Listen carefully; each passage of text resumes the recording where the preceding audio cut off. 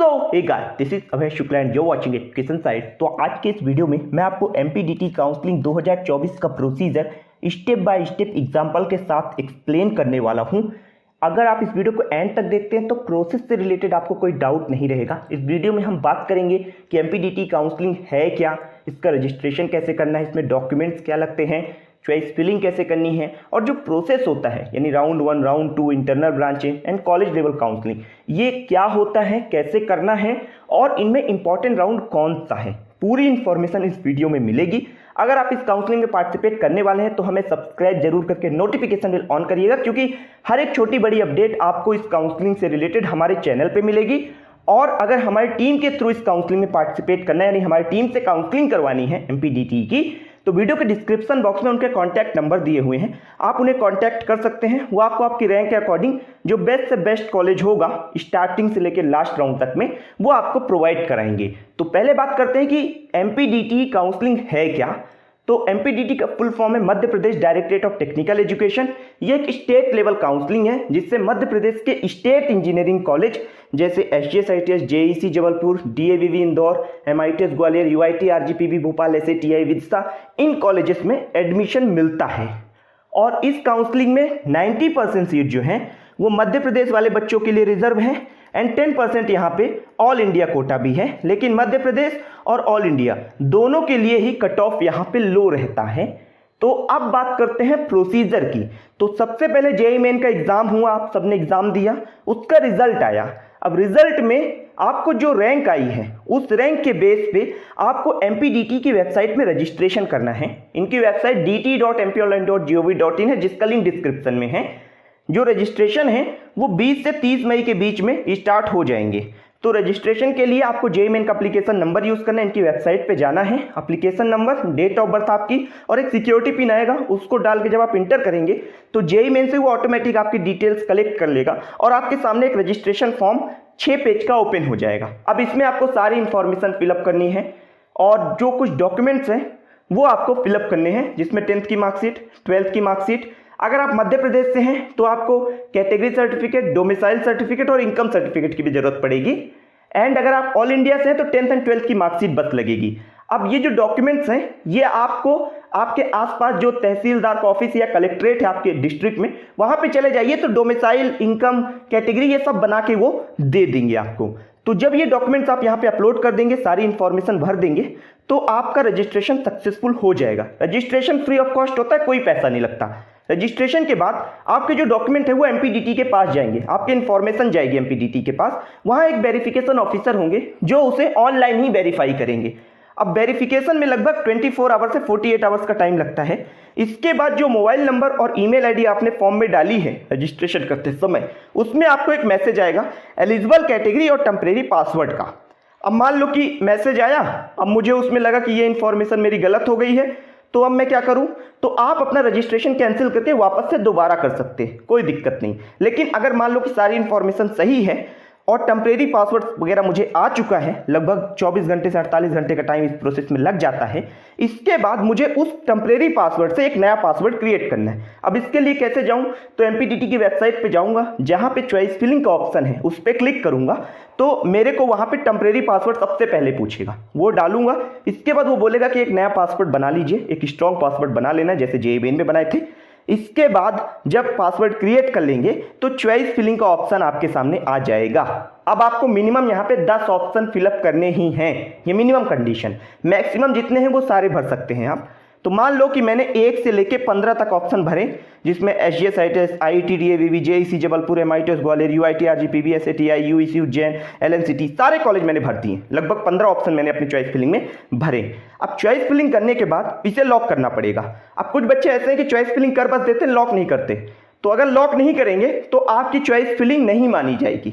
तो लॉक करते समय आपको 1530 रुपये भरने पड़ेंगे। रजिस्ट्रेशन में कोई पैसा नहीं लगा, लेकिन यहाँ पे 1530 रुपये आपको भरने पड़ेंगे। जब आप पैसे भर देंगे तो आपकी चॉइस फिलिंग लॉक हो जाएगी। अब मान लो चॉइस फिलिंग लॉक करने के बाद उसमें कुछ गलती कर दिए हैं, तो क्या वो एडिट हो सकती है? डेफिनेटली वहां पे आपको एडिट करने का मौका मिलेगा। जब चॉइस फिलिंग क्लोज होने वाली होगी, जब डेट अंत होने वाली होगी, तो वहां पे 2 दिन का लास्ट में टाइम मिलता है उसको एडिट करने के लिए, जिसमें 100 रुपये आपसे एमपीडीटी लेता है और आपका चॉइस फिलिंग एडिट हो जाता है। तो जब मान लो रजिस्ट्रेशन और चॉइस फिलिंग कंप्लीट हो गया, मैंने 1 से 15 ऑप्शन भर दिए हैं, अब जब चॉइस फिलिंग का डेट खत्म हो जाएगा तो कॉमन मेरिट लिस्ट आएगी। अब एमपीडीटी के राउंड 1 में लगभग 20 से 25 हज़ार बच्चे पार्टिसिपेट करते हैं, तो कॉमन मेरिट लिस्ट में आपको यह पता चलेगा, उन सभी बच्चों का नाम आएगा कि आपकी पोजीशन क्या है उन बच्चों के बीच में। कॉमन मेरिट लिस्ट के 2 से 3 दिन बाद लगभग राउंड 1 का सीट अलॉटमेंट का रिजल्ट आता है। अब राउंड 1 का रिजल्ट आया, मुझे मान लो कोई सीट नहीं मिली, तो मुझे कुछ नहीं करना है, सिर्फ वेट करना है नेक्स्ट राउंड के लिए। कुछ भी करने की जरूरत नहीं है, सिर्फ वेट करिए। लेकिन अगर मान लो कि मुझे राउंड 1 में जेईसी जबलपुर के अंदर जो सीएस ब्रांच है, जो कि मैंने 6 नंबर ऑप्शन में भरी थी चॉइस फिलिंग में, 1 से 15 भरे थे, उसमें 6 नंबर ऑप्शन में जेईसी जबलपुर सीएस डाला, वो मिल गया राउंड 1 में। अब मुझे अगर इस सीट में एडमिशन लेना है तो मुझे कॉलेज में जेईसी जबलपुर में रिपोर्ट करना पड़ेगा, वहां पे डॉक्यूमेंट जमा करके, फीस जमा करके एडमिशन में कंफर्म कर लूंगा, आपकी काउंसलिंग एंड हो गई। लेकिन अगर मान लो कि मुझे यहां एडमिशन नहीं लेना, मुझे अपनी सीट को और अपग्रेड करना है, मुझे एसजीएस आईटीएस चाहिए जो मैंने ऊपर भर रखा है, तो मैं क्या करूंगा कि अपग्रेड के ऑप्शन में जाके अप्लाई फॉर अपग्रेड कर दूंगा, जिसमें मुझे 1030 रुपए भरने पड़ेंगे और कुछ नहीं करना है, सिर्फ 1030 रुपए भर दूंगा मैं, तो मेरा जो अपग्रेड है उसके लिए मैं चला जाऊंगा। अब जब राउंड 1 के अपग्रेड का रिजल्ट आएगा तो उसमें अगर मान लो कि मेरी चेंज हो गई सीट जेईसी जबलपुर से एसजीएस आईटीएस इंदौर का आईटी, जो कि मेरे मान लो 2 नंबर में भरा था, तो मेरा ये जो फाइनल सीट है अपग्रेड वाला वो एसजीएस आईटीएस का आईटी हो जाएगा। लेकिन अगर सीट चेंज नहीं हुई, मान लो अपग्रेड के लिए अप्लाई किया लेकिन चेंज नहीं हुई, तो फिर कुछ नहीं, मेरा जो जेईसी का सीएस है वो मेरा बना हुआ है। अब मैं जाके कॉलेज में रिपोर्ट करूंगा और एडमिशन हो जाएगा। तो मान लो चेंज हो गई मेरे केस में एसजीएस आईटीएस का आईटी हो गया, तो अगर मुझे एडमिशन लेना है, मैंने सीट एक्सेप्ट करनी है, तो कॉलेज में रिपोर्टिंग करनी पड़ेगी और एडमिशन कंफर्म करना पड़ेगा। लेकिन अगर मान लो कि मुझे एडमिशन नहीं लेना, राउंड 1 के अपग्रेड की सीट मुझे पसंद नहीं आई, तो फिर मैं जो है तो मेरी ये सीट कैंसिल हो जाएगी। अब मैं नेक्स्ट राउंड यानी सेकेंड राउंड जो है उसके लिए मुझे फिर से नया रजिस्ट्रेशन और चॉइस फिलिंग, जो रजिस्ट्रेशन पुराना रहेगा, चॉइस फिलिंग फिर से करनी पड़ेगी। और अगर एडमिशन ले लिया हूं मान लो एसजीएस आईटीएस के आईटी में, तो फिर मैं अब नेक्स्ट राउंड में पार्टिसिपेट नहीं कर सकता, इस बात का ध्यान रखिएगा, you can not participate in next round. और नहीं लिया एडमिशन तो कैंसिल हो जाएगी सीट। यानी अब यहाँ पे डिसीजन करना पड़ेगा, लेना है कि नहीं लेना है एडमिशन।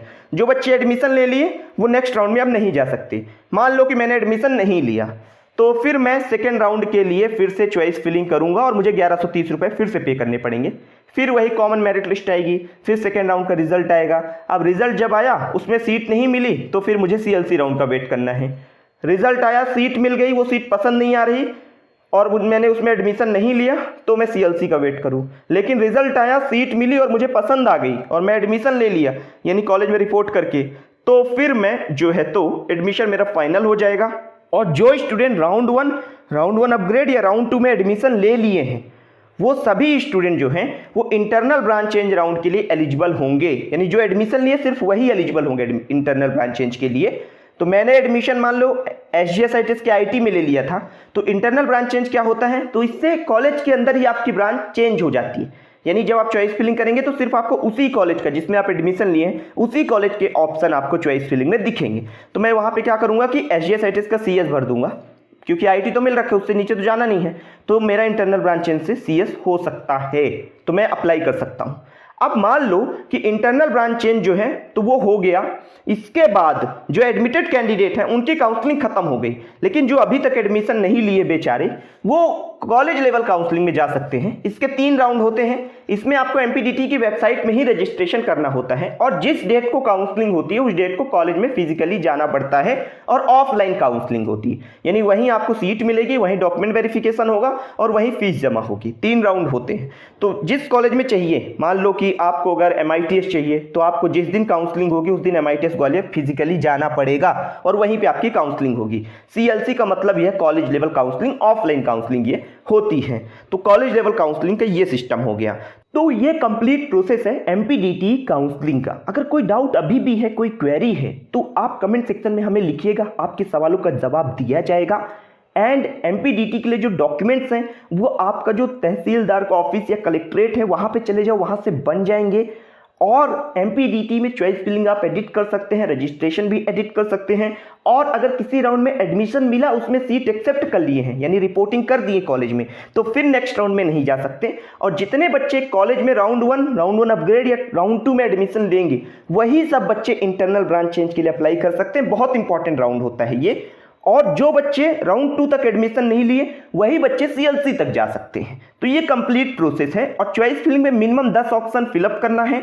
और ये वर्कफ्लो डायग्राम होपफुली आपको समझ में आया होगा। अगर हमारी टीम के थ्रू काउंसलिंग करनी है तो डिस्क्रिप्शन में कॉन्टैक्ट नंबर हमारे काउंसलिंग टीम के दिए हुए हैं, आप उन्हें कॉन्टैक्ट कर सकते हैं। वो आपको आपकी रैंक के हिसाब से बेस्ट कॉलेज दिलाएंगे, तो आप कॉन्टैक्ट उन्हें कर सकते हैं। वीडियो को दोस्तों के साथ शेयर करिएगा, वीडियो को एक लाइक जरूर करिएगा। मिलता हूं दूसरे वीडियो पर, तब तक के लिए चलता हूं, दीजिए इजाजत मुझे। जय हिंद।